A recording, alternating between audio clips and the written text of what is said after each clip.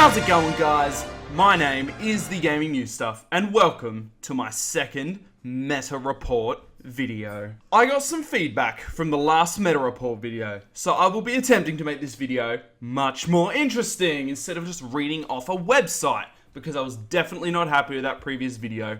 I got bored watching it myself, so I can't imagine how boring it was for everyone else. I will also only be including free-to-play characters in this video, and not characters that have only been farmable in squad tournaments. Anyway, let's jump straight into the meta report, in which we will this time be covering the top 5 non-leader characters used by rank 1 players in the arena.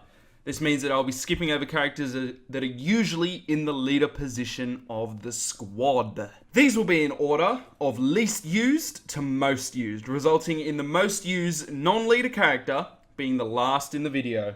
So you have to watch the whole thing. That's a joke. I'll probably put timestamps in the description if I remember. If not, just skip ahead if you just want to see the top used character. Starting off at number 5, we have the one and only General Kenobi from the Clone Wars. That's right, the Clone Wars General himself. As you most likely know, this character is only farmable on the heroic difficulty of the tank takedown raid. I know that is terrifying. I've not done it. Have you done it? No, probably not. So he is a pain in the ass to get. Despite that, sometimes he's used in the leader position, but not all that often, so I decided to include him. Now, like I said, I don't have this character, but from what I've seen, he has a ton of potential to give crazy buffs to your team, as well as remove debuffs from your team and give them the positive buff version instead. Now, that sounded like a complete mouthful to me. I don't even understand what I said, but I'm going to explain it to you guys. What I mean is that if an ally, for example, has offense down, say for example, someone gave offense down to your Rey, then if he uses his ability, he will turn that offense down into an offense up buff, which will obviously, that's amazing for your team. Using his ability to buff, he can also call all buffed allies to assist in attacks, which could result in your whole team attacking one enemy character, which I'm pretty sure would almost always result in that character no longer existing on the face of the earth if they just got pummeled by 5 Jedi. He works best on teams consisting of Jedi and clone allies, but would most likely be a powerful addition to any team if you can get him. Next up, in the number 4 spot, we have Jedi Knight Anakin, who compared to General Kenobi is incredibly easy to farm in the Cantina battles at 7G or 5B dark side and 5C light side in the hard battles. You've most likely seen Anakin in the arena, and if not, you'll soon learn that he is a ridiculous damage dealer with both his standard attack and his AoE attack. Anakin has the ability to gain 100% turn meter and 75% extra damage if an ally drops below 50% health or is killed. So Anakin works best when allies die, or mothers, Tusken Raiders. Anakin can also deal healing and buff immunity, as well as give the entire team offense up. Anakin also runs a decent amount of health, so he's not incredibly easy to kill. Similarly to General Kenobi, Anakin works best on either a Jedi or a clone team, but once again, wrecks house on pretty much any team you put him on. Coming in at number 3 is a relatively new character, being the TIE Fighter Pilot. This character is easily farmable in Cantina Battle 4B. The TIE Fighter Pilot inflicts tenacity down on enemy units, which is absolutely priceless on debuff teams when using characters like Vader or stun and turn meter reduction teams. It can also inflict buff immunity and ability blocks onto enemies, leaving them almost helpless and begging for mercy from the power of the Empire. I think I just broke your ears. I apologize if you were wearing earphones. He also has the ability to gain turn meter per debuff enemy, which could be all of them with his AoE, and foresight at the end of his turn. TIE Fighter Pilot would obviously work incredibly well in an Empire team, as well as lots of debuffs teams.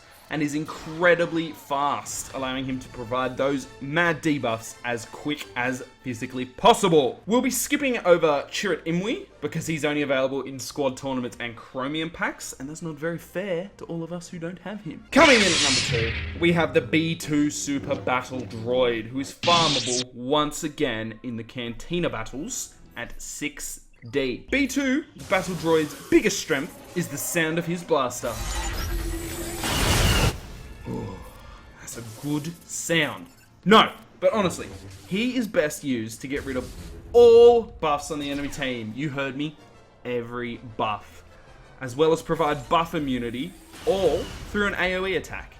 So if the whole enemy team has offense up and tenacity up, you can just use this one AoE attack and they've lost everything. They've lost everything they've worked for and they're left helpless, lying on the ground. He can also gain 100% turn meter whenever a teammate is hit or evaded, which allows him to possibly attack after every single character, if you're lucky or unlucky. He also has the ability to give the enemy's evasion down, which is a good or a bad thing, depending on if you want that 100% turn meter as often as possible. Super Battle Droid works best on any team due to his debuff ability and his tankiness, but would work incredibly well in a droid and or Jawa team. Now's the time where we get to skip over a bunch of characters because of their squad tournament and chromium pack exclusivity, as well as their primary use as leaders. These skipped characters include Shore Trooper, Baze Malbus, Emperor Palpatine, and Wedge Antilles. Now, just before we jump into our number 1, I wanted to give an honourable mention to a special character who's become a standard in most teams since his amazing buff. This character is Boba Fett. The only reason I haven't included him in this list properly is that he's often used as a leader, but not always. Like, personally, I don't use him as a leader, but I use him in my team. So I thought I'd give him a mention, but not include him as a proper number. And finally, in our number 1 spot, we have Biggs Darklighter, who's farmable in Darkside Battle 4A, and in Galactic War Shipment, so he's very easily farmable if you can beat that Galactic War. Biggs Darklighter is an incredibly good rebel character who pairs perfectly with Wedge Antilles, the most used leader character, due to his ability to call a random ally to assist, as well as Wedge, giving each attack a much higher chance of scoring a critical hit than usual. He can also provide himself and a random ally critical chance or damage up on a critical hit. Whenever he survives a hit from an Empire enemy or a crit, he gets 100% turn meter and evasion up, which makes him a force to be reckoned with against the likes of Emperor Palpatine and Darth Vader. Biggs works best on a team with Wedge Antilles and other rebel characters, but mostly Wedge, because together they can take down most enemies with one attack. There we have it, guys, the top 5 characters used by rank 1 players in the arena. Now, as I said before, I didn't include pay-to-play or squad tournament exclusive characters, purely because most people are likely not to have them, or are relatively new players who can't yet compete against some of the higher level players in the squad tournaments, which also includes me.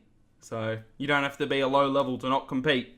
Anyway, I hope you guys enjoyed this video. If you haven't already, don't forget to subscribe. We are almost at 1,500 subscribers, which is mental. Also, follow me on Twitter at TheGamingNS. And leave a like if this video helped you out at all, or if you enjoyed it. Because a like really helps me out, lets me know that you guys like these videos and you want me to keep them coming. And guys, peace out.